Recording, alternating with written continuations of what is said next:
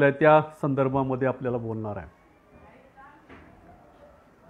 परवालाच महाराष्ट्र विकास आघाडीच्या वतीने म्हणजेच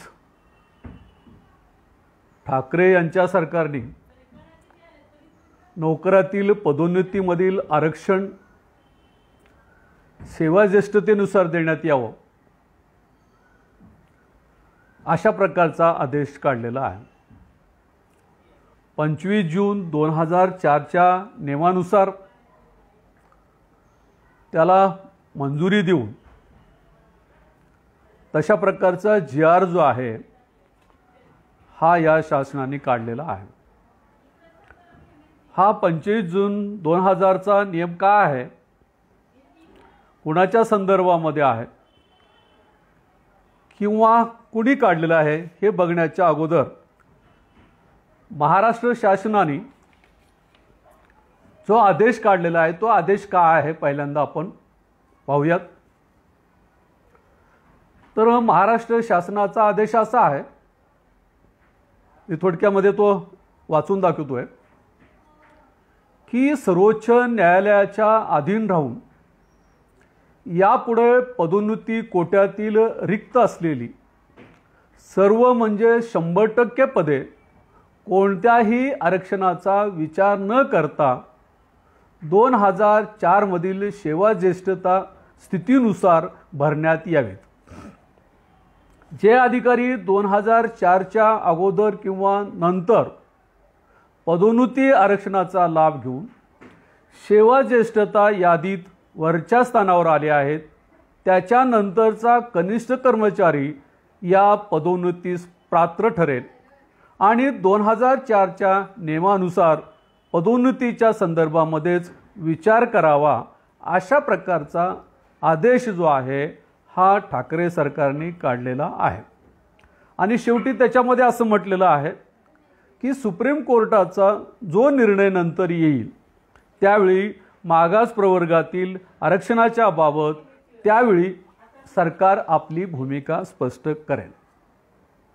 आता खरं तर हा आदेश जो आहे अतिशय जुना आहे, म्हणजे 2004 मध्ये कोर्टाने दिलेला हा निर्णय होता।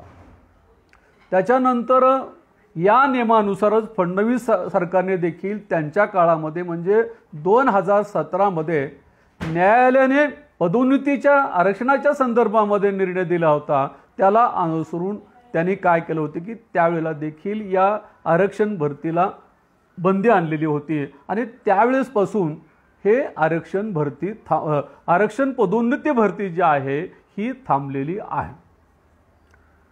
आता या संदर्भामध्ये आपण पहिल्यांदा बघू की आरक्षणातील बढतीमध्ये काय नियम होता किंवा पदोन्नतीच्या संदर्भामध्ये काय नियम होता या संबंधी आपण बघू की आरक्षणातील पदोन्नतीमध्ये असा नियम होता की बिंदू नामावलीमध्ये हे आरक्षण होतं आणि या बिंदू नामावलीला प्राधान्य देऊन पहिल्यांदा SC पुन्हा ST पुन्हा NT त्यानंतर OBC आणि त्याच्यानंतर ओपन अशा प्रकारची ही बिंदू नामावली होती आणि त्या बिंदू नामावलीचं जो क्रम होता तो क्रमच या ठिकाणी या सरकारने या ठिकाणी रद्द केलेला आहे। याचा अर्थ असा होतो की आता जे प्रमोशन मिळणार आहे किंवा आता जी पदोन्नती होणार आहे ही केवळ सेवा ज्येष्ठतेच्या आधारावर या ठिकाणी होणार आहे। आता हा आदेश जो आहे या सरकारने कशाच्या आधारावर काढलेला आहे, तर पहिल्यांदा काय झालं होतं की या संदर्भामध्ये उत्तराखंड कोर्टामध्ये एक प्रकरण गेलेलं होतं आणि मग मॅटनी काय केलं की हे प्रकरण जे आहे ते हायकोर्टामध्ये नेलेलं होतं आणि हायकोर्टाने हे आरक्षण मान्य केलेलं होतं की आरक्षण पदोन्नतीमधलं जे आरक्षण आहे ते बिंदू नामावलीप्रमाणेच व्हावे, म्हणजे पहिल्यांदा SC ला असेल ती ST ला असेल NT ला असेल आणि त्याच्यानंतर OBC असेल आणि त्याच्यानंतर ओपन असेल अशा प्रकारचा निर्णय जो आहे या उत्तराखंड प्रकरणामध्ये न्यायालयाने दिला होता। त्यानंतर हे प्रकरण जे आहे हे उच्च न्यायालयामध्ये गेलं फेब्रुवारी 2020 मध्ये. आता त्या ठिकाणी मात्र काय केलं की उत्तराखंडाने जो निर्णय दिला होता हायकोर्टाने, तो हायकोर्टाचा निकाल जो आहे हा सर्वोच्च न्यायालयाने या ठिकाणी रद्दबातल ठरवला आणि त्यांनी असा निर्णय दिला की आरक्षणामध्ये आरक्षण असता कामा नये. म्हणजे सरकारी नोकऱ्यामध्ये अनुसूचित जात जमातीला आरक्षणानुसार बढती मिळणार नाही अशा प्रकारची भूमिका घेतली. पण काय झालं त्यावेळेला हा निर्णय ज्या वेळेला 2020 मध्ये आला त्यावेळेला याच सरकारने भूमिका अशी घेतली.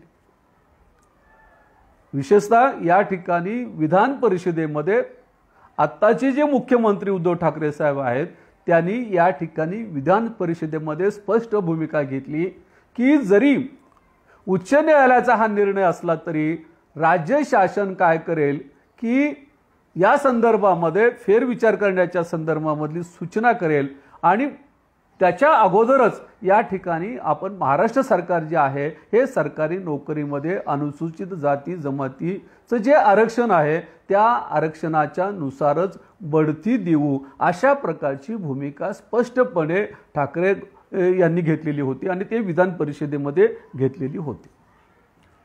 मग अशा प्रकारची भूमिका याच सरकारने घेतली असताना आता नेमकं काय झालं की जेणेकरून त्यांना एक वेगळा आदेश काढावा लागला आणि या आदेशामध्ये त्यांनी स्पष्ट सांगितलं की या ठिकाणी बढतीच्या आरक्षणामध्ये बढतीमध्ये देत असताना या ठिकाणी केवळ सेवा ज्येष्ठता हे महत्त्वाचं मानले जाईल, त्या ठिकाणी आरक्षण हे महत्त्वाचं मानलं जाणार नाही. अशा प्रकारची भूमिका शासनाने का घेतली याच्या संदर्भामध्ये विचार होणं गरजेचं आहे.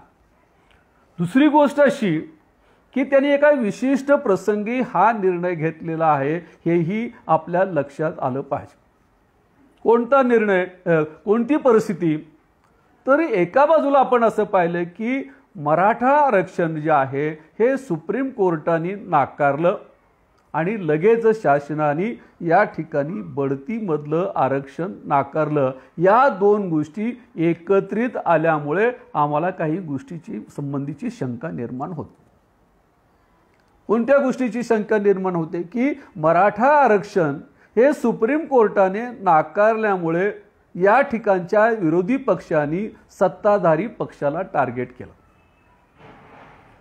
की त्यांनी सांगितलं की या सरकारने आपली भूमिका नीटपणे मानली नाही, नीट अशा पद्धतीचे वकील दिलेले नाहीत, अशा प्रकारची भूमिका विरोधी पक्षांनी घेतली आणि या बीजेपी विरोधी पक्षांनी या ठिकाणच्या सरकारला खलनायक ठरवलं आणि मग हे खलनायक ठरवलं असल्यामुळे ती प्रतिमा पुसण्यासाठी मला असं वाटतं की शासनाने ही भूमिका घेतलेली असावी. नंबर 2 की सुप्रीम कोर्टाने मराठा आरक्षण नाकारल्यामुळे मराठा समाजामध्ये प्रचंड अशा प्रकारची अनास्था या सरकारच्या संदर्भामध्ये निर्माण झालेली आहे आणि म्हणून ही अनास्था काही प्रमाणात का होईना आपल्याला कमी करता येऊ शकेल काय या दृष्टिकोनातून देखील हा शासनाने आदेश काढलेला असावा असं आम्हाला वाटतं. आणि दुसरी गोष्ट अशी मला असं वाटतं की ह्यांनी आदेश जो काढलेला आहे त्याला सकारात्मक थोडासा प्रभाव देखील झालेला आहे. सकारात्मक अशा प्रकारचा निर्णय, सकारात्मक अशा प्रकारची भूमिका देखील मराठा समाजाची दिसून येते. कारण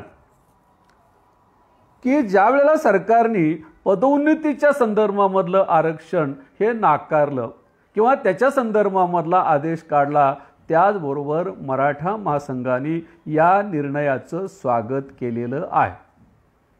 म्हणजे मराठा समाजाला आरक्षण मिळालं नाही ही जशी मग त्यांच्यासाठी एक वाईट गोष्ट होती, त्यांना दुःखदायक गोष्ट होती, मग त्यांना खुश करण्यासाठी त्यांनी काय केलं की या ठिकाणी अनुसूचित जाती जमाती या ठिकाणी NT भटके विमुक्त यांना देखील आरक्षणामधली बढती या ठिकाणी नाकारली. ही गोष्ट त्यांना पटली, त्यांना आवडली, कारण आपल्याला मिळालं नाही तर यांना देखील का मिळावं, कदाचित अशा प्रकारची भूमिका असू शकेल.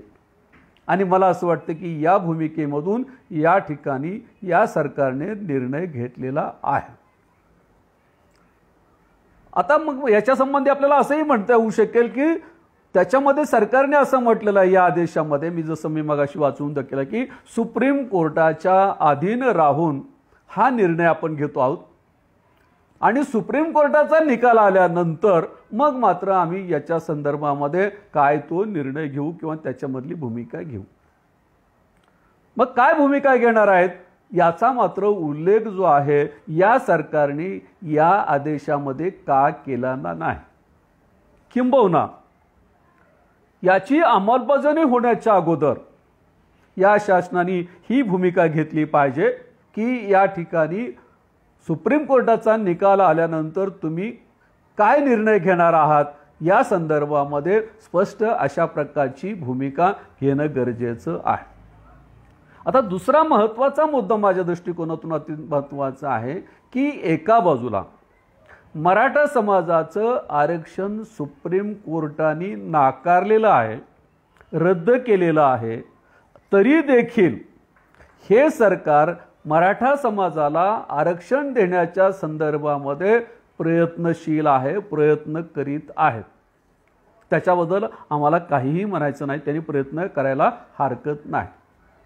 पण आमची भूमिका अशी आहे की एका बाजूला सुप्रीम कोर्टाने हे आरक्षण रद्द केलं असलं तरी महाराष्ट्र शासन त्यांना आरक्षण देण्यासाठी प्रयत्नशील आहे. पण दुसऱ्या बाजूला सुप्रीम कोर्टाने आतापर्यंत या आरक्षणाच्या संदर्भामध्ये कुठल्याही प्रकारची सूचना दिलेली नाही. मग त्याची गाईडलाईन्स येईपर्यंत देखील मला असं वाटतं हे सरकार का थांबत नाही. कारण सुप्रीम कोर्टाने निर्णय दिल्यानंतर त्या निर्णयाच्या संदर्भामध्ये महाराष्ट्र शासनाने देखील काही प्रयत्न केलेले आहेत आणि त्याच्यावरचा निर्णय जो आहे हा आणखी देखील सुप्रीम कोर्टाने दिलेला नाही. तेव्हा आमचं म्हणणं असं आहे की मग सुप्रीम कोर्टाचा निर्णय येईपर्यंत देखील तुम्ही का थांबत नाही आहेत. म्हणजे एका बाजूला सुप्रीम कोर्टाचा निर्णय आल्यानंतर मराठा समाजाला पुन्हा आरक्षण देण्याच्या संदर्भामध्ये तुम्ही प्रयत्न करत आहात आणि मग सुप्रीम कोर्टामध्ये आणखी या आरक्षणाच्या संदर्भामधला बढतीच्या आरक्षणाच्या संदर्भामधला निर्णय पडून असताना देखील आपण ही घाई का केलेली आहे याचं स्पष्टीकरण देखील या सरकारने देण्याची गरज आहे. दुसरी गोष्ट अशी की समजा हा निर्णय घ्यायचाच असेल तर त्याच्यामध्ये एक करता येऊ शकतं, कारण याच्या अगोदर देखील अशा प्रकारे निर्णय झालेला होता. कोणता? तर जे 33% आरक्षण आहे म्हणजे SC ST NT OBC यांच्या संदर्भामधलं जे आहे हे 33% आरक्षण जे आहे याला हात न लावता बाकीच्या बढती सेवा जी आहेत बढतीच्या संदर्भामधल्या जे आहेत त्या निर्णयाला का हात घातला नाही त्यांनी. म्हणजे या 33% आरक्षणाला हात न लावता देखील ओपन मधल्या लोकांना बढती देता येऊ शकत होती, परंतु शासनाने ते का केलं नाही त्याचं देखील स्पष्टीकरण होण्याची गरज आहे. म्हणजे या ठिकाणी सरळ सरळ अशा प्रकारची भूमिका जी आहे या सरकारची दलितांच्या विरोधामध्ये आहे, आरक्षणाच्या विरोधामध्ये आहे, हे पुन्हा एकदा स्पष्ट झालेलं आहे. कारण तुम्ही एका बाजूला आपण असं पाहताय की त्यांचं सरकार रद्द झालेलं आरक्षण जे आहे त्याच्यासाठी प्रयत्नशील आहेत आणि या ठिकाणी मात्र सुप्रीम कोर्टाच्या गाईडलाईन्स येईपर्यंत देखील तुम्हाला थांबायला वेळ नाही. म्हणून आम्हाला तुमच्या भूमिकेबद्दल जे आहे हे स्पष्ट अशा प्रकारची शंका येते किंवा सरकारची नीती जी आहे ती नीती जी आहे ती ही आरक्षणाच्या संदर्भामध्ये ही दुटप्पी अशा प्रकारची भूमिका या ठिकाणी वाटते आणि म्हणून शासनाने याच्या संदर्भामध्ये निर्णय घेण्याची गरज आहे. आणि शासनाच्या या नियमानुसार किंवा या आदेशानुसार या ठिकाणी SC असतील ST असतील NT असतील OBC असतील याच्यातील जवळ 40,000पेक्षा अधिक लोकांना याचा फटका बसणार आहे. कारण अनेक वर्षापासून जी आहे ही बढती थांबवलेली आहे. त्यामुळे अनेक कर्मचारी जे आहेत त्या बढतीच्या संदर्भामध्ये वेटिंग करत असताना त्यांचं रिटायरमेंट जवळ आलेलं आहे आणि अशा अवस्थेमध्ये अचानकपणे 2017 पासून थांबलेली ही बढती जी आहे त्याला बगल देत या ठिकाणी सेवा ज्येष्ठतेच्या आधारावर निर्णय देणं मला असं वाटतं की अतिशय अन्यायकारक अशा प्रकारचं आहे। आणि दुसरी गोष्ट अशी की याची किंमत जी आहे या सरकारला चुकवावी लागणार आहे, हे देखील सरकारने लक्षात घेण्याची गरज आहे। आता जे पंढरपूरमध्ये जे पोटनिवडणूक झाली, या पंढरपूरच्या पोटनिवडणुकीमधून तरी किमान या ठिकाणी ठाकरे सरकारने लक्षात घ्यायला पाहिजे होतं, कारण या पंढरपूरच्या पोटनिवडणुकीमध्ये या ठिकाणच्या दलित माणसांनी देखील भाजपला मतदान केल्याचं स्पष्ट झालेलं आहे। या पंढरपूरच्या निवडणुकीमध्ये धनगर समाज त्याच्यावर नाराज आहे हे स्पष्ट झालेलं आहे। या पंढरपूरच्या निवडणुकीमध्ये ओबीसी वर्ग हा देखील भाजपकडे वळलेला हे स्पष्ट झालेलं आहे आणि त्यामुळं या ठिकाणी कितीही प्रयत्न केले तरी या ठिकाणी या सरकारला ती जागा राखता आलेली नाही। आणि म्हणून मला असं वाटतं की याच्यातून या सरकारने धडा घेण्याची गरज आहे आणि धडा नाही घेतला तर मला असं वाटतं की त्यांना पुढच्या पराभवाला देखील तयार राहावं लागेल। कारण देगलूरमध्ये आता पोटनिवडणूक होत आहे, या देगलूरच्या पोटनिवडणुकीमध्ये हाच मुद्दा मांडला जाण्याची शक्यता आहे। या देगलूर मतदारसंघामध्ये देखील आपण पाहिलं की हे काँग्रेसची जागा जी होती, या काँग्रेसच्या जागेवर या ठिकाणी पुन्हा हा उमेदवार निवडून येईल याची शक्यता नाही, कारण आरक्षणाच्या निमित्ताने या ठिकाणी दलित असेल, एससी असेल, एसटी असेल, ओबीसी आहेत हे नाराज असतील आणि या पोटनिवडणुकीमध्ये देखील हा मुद्दा असेल आणि दुसऱ्या बाजूला मराठा समाजाला आरक्षण हे सरकार देऊ शकलेलं नाही, याच्या संदर्भामधली देखील नाराजी प्रचंड प्रमाणामध्ये मराठा समाजामध्ये आहे, हेही लक्षात घेणं गरजेचं आहे। आणि त्यानुसार मला असं वाटतं की शासनाने जो काढलेला आदेश जो आहे हा आदेश माघार घेण्याची गरज आहे, कारण त्याची आताच अंमलबजावणी करण्याची गरज नाही आहे। तुम्हाला करायचं असेल तर सुप्रीम कोर्टाचे गाईडलाईन्स आल्यानंतर तुम्ही निर्णय घेऊ शकता, परंतु तुम्हाला असं वाटलं की एवढी वाट पाहिल्यानंतर या ठिकाणचा मराठा समाज जो आहे हा काहीतरी वेगळी कृती करू शकेल आणि म्हणून त्यांना खुश करण्यासाठी हा निर्णय घेणं म्हणजे एका बाजूला एखाद्याला खुश करण्यासाठी एखाद्यावर अन्याय करणं ही भूमिका या शासनाची आहे। आणि म्हणून या निमित्ताने या शासनाने आणखी एक गोष्ट लक्षात घ्यावी असं मला या ठिकाणी वाटतं। महाराष्ट्र विकास आघाडीचा प्रवक्ता या नात्याने मला या ठिकाणी भूमिका यासाठी महत्त्वाची वाटते की अशा प्रकारचीच भूमिका शासनाने घेतली तर या ठिकाणी काँग्रेसचं भवितव्य जे आहे अतिशय अडचणीत राहू शकेल। काँग्रेसचं भवितव्य जे आहे हे अंधारमय होऊ शकेल, कारण आज भारतामध्ये जे चालू आहे तेच कदाचित महाराष्ट्रामध्ये देखील होऊ शकेल आणि हे जर येऊ द्यायचं नसेल तर या सरकारला एका विशिष्ट जातीकडे लक्ष देण्यापेक्षा या ठिकाणच्या सर्व जाती धर्माकडे निरपेक्षपणे पाहण्याची गरज आहे। आमच्या लातूरचे माजी मुख्यमंत्री विलासराव देशमुख एक गोष्ट बोलत होते, ती मला असं वाटतं की या सरकारने लक्षात घेण्याची गरज आहे। विलासराव देशमुख आपल्या भाषणामध्ये अनेकदा म्हणायचे की काँग्रेसला कुणीही संपवू शकत नाही, परंतु काँग्रेस जर संपली तर त्या काँग्रेसला संपवण्यासाठी काँग्रेस पुढारीच जबाबदार असतील, काँग्रेसच जबाबदार असेल। मला असं वाटतं की विलासराव देशमुखांचा हा विचार आता वास्तवात येतो की काय अशा प्रकारचं चित्र आहे।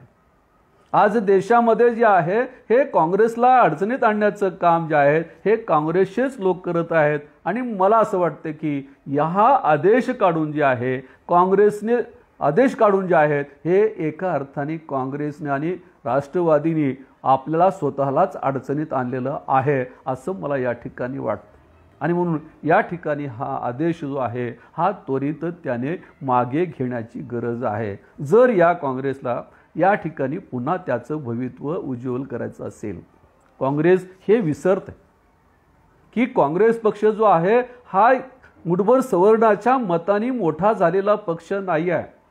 काँग्रेसचे मूलाधार काय होते तर काँग्रेसचा मूलाधार हा SC ST NT अल्पसंख्याक हा काँग्रेसचा आधार होता आणि त्याच्या जोर ही काँग्रेस मोठी झालेली आहे हे काँग्रेसनं पहिल्यांदा लक्षात घेतलं पाहिजे. दलितांची मतं जी असतील, आदिवासींची मतं असतील, या ठिकाणी अल्पसंख्याकांची मतं जी आहेत, या ठिकाणच्या ओबीसींची मतं जी आहेत ही या ठिकाणी काँग्रेसला पडत गेली आणि त्यामुळे काँग्रेसचं बळ हे वाढत गेलं. परंतु हळूहळू काँग्रेसच्या भूमिकेमुळे याच्यातला एक एक घटक जो आहे तो बाजूला सरकत गेला. पहिल्यांदा या ठिकाणी ओबीसी मधला वर्ग जो आहे तो वंजारी समाज बाजूला पडला, त्यानंतर धनगर समाज त्याच्यापासून बाजूला गेला आणि त्यामुळे काँग्रेस कमकुवत झाली. आणि आज जर काँग्रेसने या ठिकाणी SC ST वर जर अन्याय केला तर हा समुदाय देखील या ठिकाणी काँग्रेसपासून दूर जायला घाबरणार नाही. एकेकाळी अशी कल्पना होती की या ठिकाणी असं म्हटलं जात असे की दलित समाज आणि मुस्लिम समाज जो आहे त्याला काँग्रेसशिवाय पर्याय नाही. परंतु आता त्यांनी लक्षात घेतले पाहिजे की आता या ठिकाणी पर्याय देखील होऊ शकतो आणि पंढरपूरच्या निवडणुकीमध्ये आपण पाहिलेलं की पंढरपूरच्या निवडणुकीमध्ये या ठिकाणी ही मतं गेलेली आहेत. मुस्लिमांची मतं जी आहेत ही काँग्रेसपासून दूर गेलेली आहेत हे लक्षात आपण या ठिकाणी घेतलं पाहिजे. आणि या भूमिकेतून हा आदेश जो आहे हा आदेश शासनाने मागे घ्यावा अशा प्रकारचं आवाहन मी महाराष्ट्र विकास आघाडी पक्षाच्या वतीने करतो आहे. आमच्या पक्षाचे अध्यक्ष माननीय अण्णारावजी पाटील यांची भूमिका हीच आहे, कारण आमचा पक्ष जो आहे हा धर्मनिरपेक्ष आहे आणि त्याचबरोबर या ठिकाणी सर्व जाती धर्मांना पुढे घेऊन जाणारा पक्ष आहे.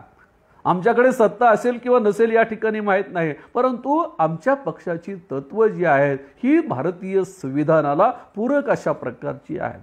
भारतीय संविधानामध्ये सांगितलेली तत्व जी आहेत हेच आमचा जाहीरनामा आहे आणि म्हणून या भूमिकेतून आम्ही या ठिकाणी या प्रश्नाकडे पाहतो आणि म्हणून काँग्रेसने या ठिकाणी त्वरित आपले डोळे उघडण्याची गरज आहे आणि नाही उघडले तर त्याच्या परिणामाला देखील जावं लागणार आहे. आम्ही कर्मचाऱ्यांच्या विविध संघटनेची संपर्क साधला. कास्ट ट्राईब संघटनेचे अध्यक्ष असतील किंवा इतर कर्मचाऱ्यांच्या संघटना आहेत, या सर्वांनी या शासनाच्या विरोधामध्ये प्रचंड आंदोलन करण्याचं ठरवलेलं आहे. आणि आपण लक्षात घ्या की या कास्ट ट्राईब संघटना असतील, दलितांच्या आदिवासीच्या संघटना असतील, ज्या वेळेला आंदोलन करतील त्यावेळेला किमान राजकारण म्हणून का होईना भाजपचा त्याला पाठिंबा राहील हे आपण लक्षात घेतलं पाहिजे. आणि हे काय करतील की या SC ST च्या पाठीमागे राहून तुम्हाला अडचणीत आणू शकतात. आणि दुसरी महत्त्वाची गोष्ट की आंदोलन करत असतानाच कास्ट ट्राईबच्या एका नेत्याने मला सांगितले की आम्ही हा प्रश्न जो आहे आत्ताचे आमचे वकील न्यायमूर्ती गुणरत्न सदावर्ते यांच्याकडे सोपवलेला आहे आणि गुणरत्न सदावर्तेने हा प्रश्न आपल्या हातामध्ये घेतलेला आहे आणि त्यांनी स्पष्ट सांगितलेलं आहे की हे संविधानात्मक अशा प्रकारचं आरक्षण आहे आणि त्यामुळे शासन त्याच्यावर आदेश काढू शकत नाहीत. आणि म्हणून सदावर्ते देखील या प्रश्नाकडे सकारात्मक अशा प्रकारची नजरेने या ठिकाणी पाहतात. आणि म्हणून मला असं वाटतं की उद्या कायद्याने हे आरक्षण त्यांना मिळण्यापेक्षा या ठिकाणी काँग्रेसनी धर्मनिरपेक्ष पद्धतीतून किंवा संविधानाच्या पद्धतीमधून या आरक्षणाकडे पाहिलं पाहिजे आणि या ठिकाणी केवळ कुणाला तरी खुश करण्यासाठी म्हणून कुणाला नाराज करण्याची ही दुटप्पी प्रकारची भूमिका जी आहे त्यांनी घेऊ नये. मराठा समाजाच्या आरक्षणासाठी प्रयत्न त्यांनी करावेत का? जरूर करावेत आमचं म्हणणं आहे, कारण त्यांना आरक्षण मिळालं पाहिजे हे जर तुमची भूमिका असेल त्या भूमिकेला आमचा विरोध असण्याचं कारण नाही. परंतु त्यांना मिळालं नाही म्हणून आम्ही तुमच्याही तोंडचं काढून घेऊ ही जर शासनाची भूमिका असेल तर ही भूमिका अत्यंत वाईट अशा प्रकारची आहे.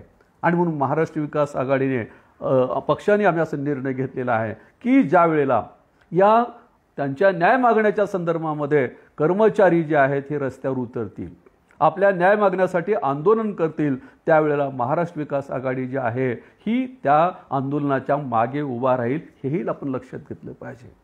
कारण महाराष्ट्र विकास आघाडीची आत्तापर्यंतची भूमिका जी आहे ही भूमिका या ठिकाणी न्याय मागण्याच्या संदर्भामध्ये आहे की मग तो कोणताही पक्ष असेल तो जर अन्याय करत असेल तर त्याला विरोध करण्याचं काम जे आहे हे महाराष्ट्र विकास आघाडीने केलेलं आहे.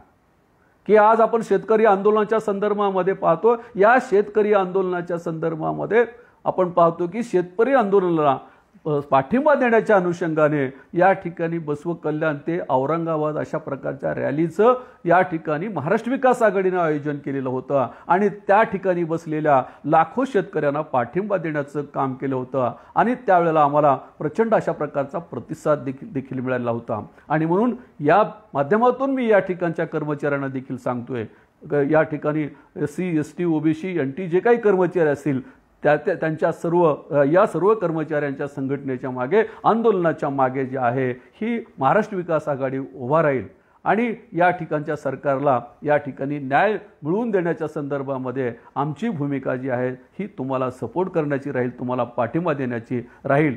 आणि तरी देखील जाता जाता मी एवढेच म्हणेन की महाराष्ट्र शासनाने हा जो निर्णय घेतलेला आहे तो खरोखरच या ठिकाणी SC ST OBC NT या सर्व कर्मचाऱ्यावर अन्याय करणारा हा आदेश तुम्ही काढलेला आहे।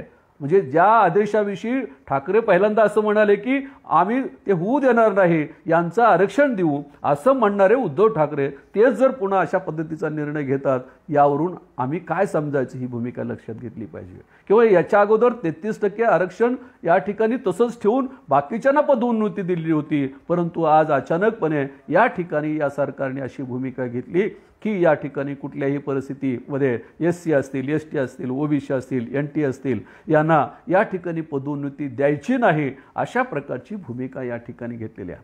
आम्ही हे आरक्षण कशासाठी मागतोय त्याच्या मागची देखील भूमिका, कारण हे आमचे जे कर्मचारी आहेत SC असेल ST असेल OBC असेल तर त्यांची पुस्तिका लिहिण्याचं काम जे आहे हे वरिष्ठ अधिकारी करतात आणि जाणीवपूर्वक त्यांचं रेकॉर्ड जे आहे ते खराब करण्याचा प्रयत्न करतात, त्यांना पदोन्नती मिळू देत नाहीत। यासाठी ही कल्पना आलेली आहे आणि म्हणून यासाठी आमची भूमिका अशी आहे की महाराष्ट्र शासनाने ताबडतोब आपला आदेश पाठीमागे घ्यावा किंवा मग येणारे जे परिणाम आहेत या परिणामासाठी तयार व्हावं, एवढी भूमिका महाराष्ट्र विकास आघाडीच्या वतीने मी मांडतोय। आणि मला असं वाटतं की महाराष्ट्रातील तमाम कर्मचाऱ्यांनी हे लक्षात घेतलं पाहिजे की हे पक्ष जरी तुमच्या विरोधामध्ये असले तरी महाराष्ट्र विकास आघाडी तुमच्या पाठीमागे आहे, तुमच्या न्याय मागण्याच्या बरोबर आहे। तुम्ही आंदोलनात उतरला त्याला आम्ही पाठिंबा देऊ, एवढंच नाही तर वेळ प्रसंगी तुमच्याबरोबर